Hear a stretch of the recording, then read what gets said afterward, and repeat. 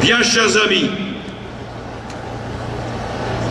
il y a plus d'un siècle, François Coppée, attention, pas Jean-François Coppée, mais le poète François Coppée, écrivait dans son ouvrage « La bonne souffrance » comme il ne saurait être question, sous peine d'intolérable ridicule, de laïciser la bonne Lorraine, les fêtes seront en même temps patriotiques et religieuses. Il nous faut nous réjouir de cet heureux accord. Plus nous sommes malheureux et attristés dans notre vie nationale, plus le souvenir de Jeanne d'Arc nous devient cher. Nous traversons des temps bien laids et bien sombres, les heures peut-être les plus sombres de notre histoire. Dans notre pays diminué, nous n'avons pas su établir la prospérité, l'ordre et la concorde.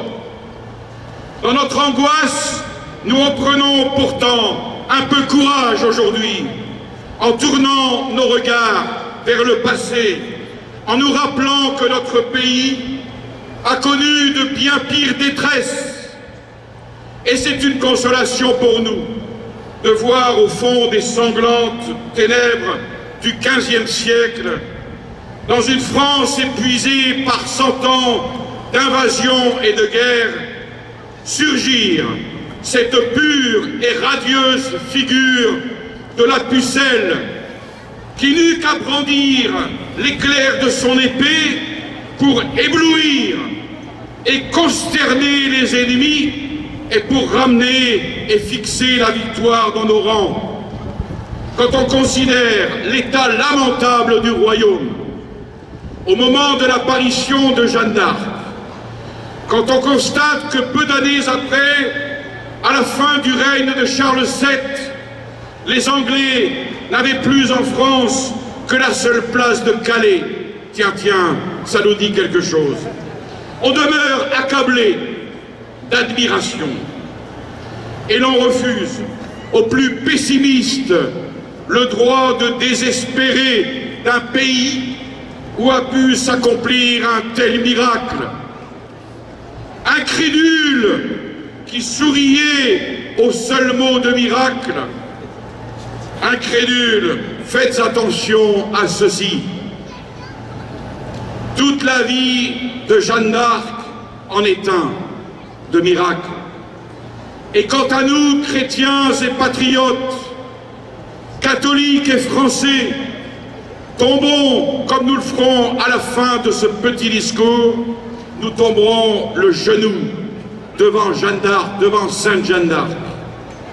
Nous demanderons à Jeanne, Vierge, Sainte et Martyre, de prier pour la grandeur et pour la gloire de la France. Mais qui est-elle? Qui est-elle, cette Jeanne, pour dire à la puissance occupante, allez-vous-en, Anglais, je ne vous demande que de partir. Qui est-elle pour les bouter tous hors de France? Qui est-elle pour faire sacrer le roi à Reims? Qui est-elle pour préparer ainsi l'unité et la grandeur du pays? Une pauvre fille qui ne sait que prier et paître les moutons, qui ne sait ni monter à cheval, ni guerroyer, ni commander. Et pourtant, dans cette faiblesse, la puissance de l'Esprit Saint a fait irruption. Et avec quel succès! Elle est venue du ciel pour soutenir de sa tête et de son bras la France croulante, pour la soutenir certes, mais aussi pour la sauver, pour la redresser, pour la conduire à sa grandeur. Devant les tracasseries policières, elle a gardé son indépendance, sa fierté chrétienne, sa spontanéité enjouée. Elle a résisté à l'action psychologique exercée sur elle et contre elle. Elle a échappé à tous les pièges. Elle est le cas unique dans l'histoire. Elle est le cas unique et sa mission qui eut pour compagne sa sainteté personnelle, ne l'oublions jamais, a consisté à délivrer la France en illuminant de sa victoire les règles de la politique et du droit chrétien. Jeanne est une sainte. Elle nous rappelle que si l'équilibre de notre pays a besoin de pain, il a besoin de vie spirituelle. Et disons le mot de sainteté. Oui, nous avons là, en Sainte Jeanne, une sainteté installée dans cette jeune psychologie ardente, enthousiaste, irrésistible, apportant à son pays le plus souhaitable de ses contenus, une santé physique et une santé spirituelle si harmonieusement conjuguées qu'elle nous creusa avec son coursier sur le sol de France un sillage de bon sens, de prière, de gaieté, de pureté, d'enthousiasme, de force, de sens humain, de foi divine qui s'offre à tout Français chercheur de victoire sans remords et de fraternité sans amertume. Non, que personne ne désestime la sainteté. Nous ne sommes pas des saints, mais nous devons y tendre. Nous devons en être du nombre.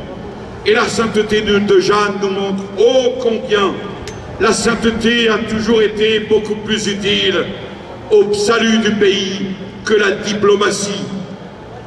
Là où il aurait fallu un homme, Dieu envoie une jeune fille. Tous souhaitaient un génie.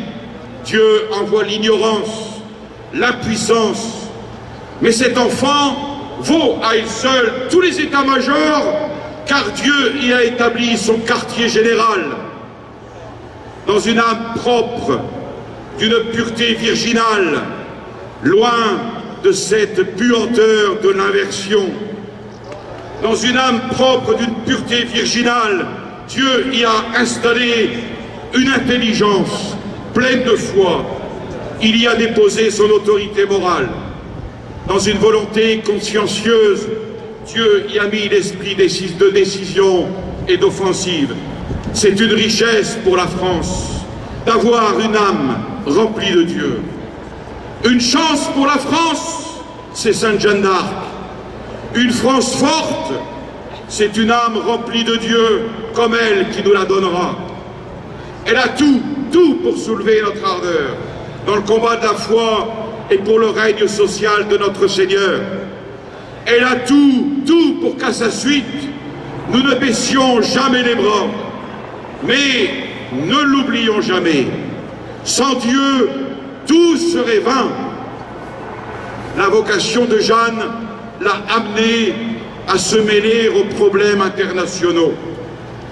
C'est le pape Pie XII qui disait cela. Pourquoi? Parce que le salut de l'Occident a toujours tenu au salut de la France. L'Occident menacé, autrefois comme aujourd'hui, par une de ses crises les plus graves. Cet Occident fut sauvé par Jeanne dans les œuvres les plus vives de son unité spirituelle. Si l'Europe du XVe siècle, assistante à ce miracle, en rendit témoignage, gardons au cœur l'espérance que l'Europe du XXIe siècle connaisse le même bienfait. Car qu'en était-il au temps de Jeanne? Inattentive à son destin, la chrétienté se déchirait. Sous les yeux des Maures, toujours à Grenade, des guerres dynastiques mettaient aux prises les Espagnes. Venise et Gênes s'acharnaient l'une contre l'autre, appelant tour à tour l'infidèle à leur aide. Le réveil de l'islam armait le Proche-Orient contre la chrétienté.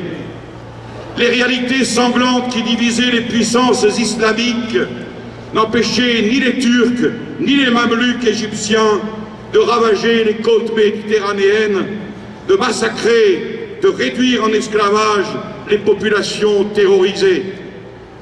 En 1415, Mahomet Ier enlève 30 000 personnes de Salzbourg. En 1425, Jeanne a 13 ans. En 1426, le Soudan d'Égypte, narguant les princes chrétiens, arrache l'année suivante 20 000 chrétiens de l'île de Chypre. Le croissant s'avançant par les rives du Danube va bientôt mettre notre monde en péril. Mais un autre danger menace. En Bohême, la guerre des Hussites éclate et se poursuit parallèlement à l'épopée de Jeanne d'Arc. Jean Hus avait pris le fond de son étrange doctrine dans l'hérésie de Wycliffe, qui, en révolte contre la société civile, tout autant contre l'Église que contre l'Église, professait que tout ce qui est sous le ciel doit être commun à tous. Les Hussites de Bohême, reprenant à leur compte et l'hérésie et la révolution sociale, commencent alors une guerre atroce, au nom de principes dits humanitaires qu'ils appellent liberté, égalité et puis fraternité. Au nom de ces trois principes, comme dans toute l'histoire depuis 89 et avant 89, ils pillent, ils brûlent couvents et églises, villages, ils massacrent prêtres et laïcs. Et par-dessus tout se poursuit l'interminable guerre de 100 ans. La victoire de l'Angleterre, c'est la destruction de l'indépendance française. Aussitôt signé le traité de Troyes, ce traité consacre la disparition du royaume de France. La communauté spirituelle de l'Occident était sur le point de céder devant des impératifs d'un autre ordre qui eût à coup sûr compromis son rayonnement chrétien dans le monde. Et avec l'Angleterre, agrandie de la France, une sorte de condominium économique, un marché commun était en vue, et l'Occident, protecteur de l'Église et missionnaire, menacé de s'effacer devant une communauté européenne d'intérêts matériels dont on était sûr qu'elle n'aspirerait plus dans la même mesure aux autres peuples la supériorité de la foi et le respect de la croix. On en était là au moment où les assauts de l'islam venaient battre à nouveau les marches de l'Europe et multiplier les massacres. Voyez quelle similitude entre cette époque et la nôtre. Or, ce qui est impossible aux hommes est possible à Dieu. En 1422, la mort de Charles VI, donnant plein effet au traité de Troyes, semble consommer l'usurpation du roi d'Angleterre. Et les patriotes français, dans l'angoisse, n'ayant plus de recours qu'en Dieu, iront s'écraser littéralement au printemps 1429 au pèlerinage traditionnel de Notre-Dame du Puy. Ils espéraient obtenir de la miséricorde de Dieu, ils osaient encore attendre le miracle français. Et c'est alors qu'au soir du samedi 7 mai, dans le tonnerre des bombardes, à la lumière des pastilles anglaises qui flambent, entre victorieux par le pont des Tourelles l'étendard de Jeanne. Orléans délivré, Charles VII sacré à Reims. C'est la fin des espoirs mondialistes avant l'heure. Il ne reste plus rien de l'audacieux échafaudage politique des Anglais. Et en un moment, Jeanne, inspirée, a tout jeté à terre. Voilà le miracle français. La victoire de Jeanne est donc un des plus grands événements dans l'histoire de la catholicité. Les actes de Jeanne ont tendu à un but utile et juste, à savoir la pacification du royaume de France. Et cette pacification amena le relèvement de la foi. Jeanne a changé le cours de l'histoire. Et en sauvant la France, elle a bel et bien sauvé l'Europe, promise sans elle à un autre destin. Sans elle, l'Europe eût connu plus tôt et plus radicalement les ténèbres de la révolution religieuse et sociale. On aurait vu s'imposer aussitôt au milieu des ruines une autre religion de l'internationalité, assez semblable à celle d'aujourd'hui, fondée sur le primat d'une politique totalitariste et de l'expansion économique selon les principes de Machiavel, avec la phraséologie moraliste de la réformation protestante. Croit-on qu'une Europe protestantisée, sous des maîtres aussi ambitieux d'absolutisme spirituel que les monarques anglais ou les princes d'Allemagne, n'eût pas tenté de réaliser le rêve d'une autre unité, d'une chrétienté à l'envers, animée par le laïcisme universel que s'efforcent aujourd'hui d'instaurer les puissances secrètes de la contre-Église. L'histoire est remplie de ces tentatives d'Europe unie, d'union mondiale, abstraction faite, évidemment, de cette puissance spirituelle qu'est l'Église catholique, mais aussi vaine que malfaisante. Alors soyons reconnaissants à Sainte Jeanne d'Arc d'avoir brisé une fausse Europe en 1429. Elle a réellement voulu l'union des peuples, mais non pas fondée sur la ruine des patries, ni sur l'athéisme des institutions. Et c'est ici que sa mission surnaturelle a la valeur d'un mémorial, un véritable mémorial, capable de nous défendre présentement contre de faux progrès, la hantise d'un internationalisme apatride et le mal aigu d'une supranationalité sans Dieu. Si l'Occident espère reformer son unité sur une économie supranationale, un fédéralisme synarchisé, et sur cet humanisme par quoi la contre-église des sectes compte se substituer à la Rome de toujours et réaliser son dessein de domination mondiale, il aura bientôt la vision d'un planisme universel régissant un monde concentrationnaire, si ce ne sont à nouveau des révolutions et des guerres beaucoup plus atroces que par le passé. Il faillira à sa mission civilisatrice, à son rôle christianisateur que n'avait pas oublié Jeanne.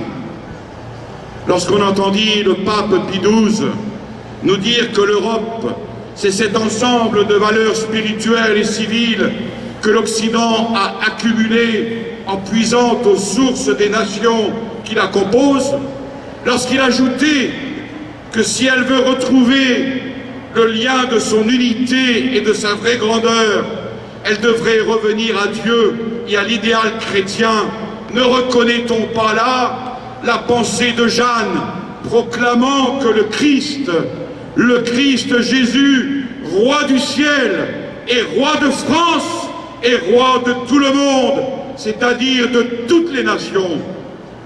Et ce que nous devons apprendre d'elle, c'est aussi que l'Occident, quand il se renie lui-même, provoque autour de lui des vagues destructrices. Il est civilisateur, il est missionnaire ou il court à sa perte.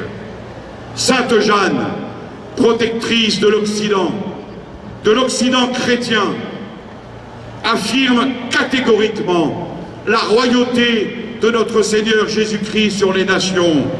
Si vous ne l'avez pas compris, tout est foutu. Elle l'a explicitement ou implicitement proclamé à vos couleurs, à Chinon, à Poitiers, devant l'armée, devant les Anglais et à Reims, où, comme dernier argument de la justice et de la paix internationale, elle déclare que le roi du ciel est roi de tout le monde. Et que se passe-t-il aujourd'hui? On endoctrine les peuples d'une fausse unité mondiale basée sur l'humanisme païen des sociétés secrètes et de la franc-macronnerie. On fait, pour pas dire autre chose, on fait du culte de l'homme le culte d'une contre-église. de l'humanité un corps et un royaume auquel on transfère les privilèges du corps mystique du Christ et du royaume de Dieu. Jeanne nous fait dire non à cette contre-chrétienté qui est l'Europe des banques, où le matérialisme, disait Pie XII, exaspère, au lieu de les résoudre, ces problèmes fondamentaux liés à la paix et à l'ordre du monde. Concluons. N'oublions jamais que si la mission de Sainte Jeanne d'Arc apparaît comme une intervention exceptionnelle de Dieu dans les destinées temporelles de notre nation, elle se rattache cependant à une vérité, à une économie plus haute, à la souveraineté du Christ, qui doit régner sur les peuples et sur les nations. La royauté du Christ sur la France, voilà ce que Jeanne est venue restaurer. Ainsi donc, elle remplit une mission qui dépasse l'ordre temporel, puisqu'elle tente à faire régner le Christ sur la patrie, comme au temps de Saint-Louis. Si nous n'avons pas compris cela, nous n'avons rien compris. Et toutes nos agitations seront vaines, oui, vaines. Et après Macron Ier, nous en aurons un pire, et encore toujours pire. Qu'on se le dise, et que chacun remette le Christ roi dans son âme pour le mettre roi de France à travers un lieutenant digne de lui. Et maintenant, tous un genou en terre devant Sainte Jeanne. Vive le Christ roi! Sainte Jeanne, Sainte Jeanne, priez pour nous, sauvez la France.